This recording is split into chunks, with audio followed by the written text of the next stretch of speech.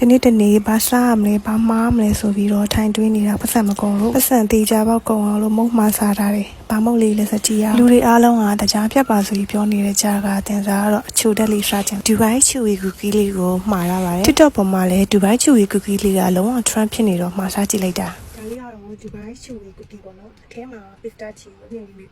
ပေါ်ကမိုးချီအုပ်ထားတာပေါ့နော်အဲ့လေးကိုစားကြည့်တာလိုရတာလည်းမသိဘူး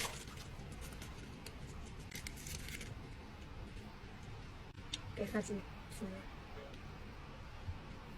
ဒီပြတာထဲတော့နည်းနည်းလေးမာနေပေါ့နော်မာနေတော့ဒီအတိုင်းခွေးလိုက်တယ်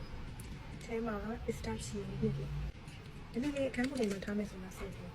ပေမဲ့အရင်ထားခြင်းတယ်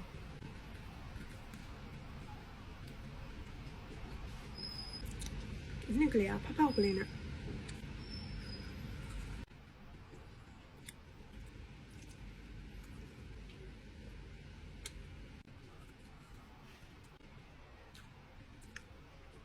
ဒီတလုံးကို1500ပေးရ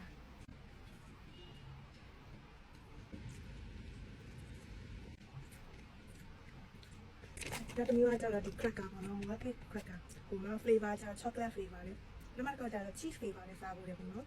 ဒါကအခု chocolate ခါချင်မယ်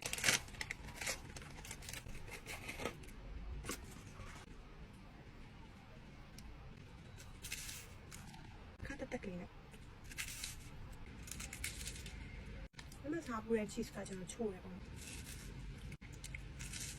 မျိုးကကျတော့ blue pepperအားကြောက်ပါနော်သူကအရသာက cheese flavor ပေါ့နော်အဲ့ဒါတော့ဟောက်ပါဒီမှာအဲ့အဆန်နဲ့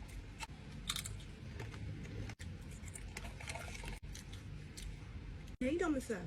cheese flavor တော့စက်ကပြည့်လေးပဲ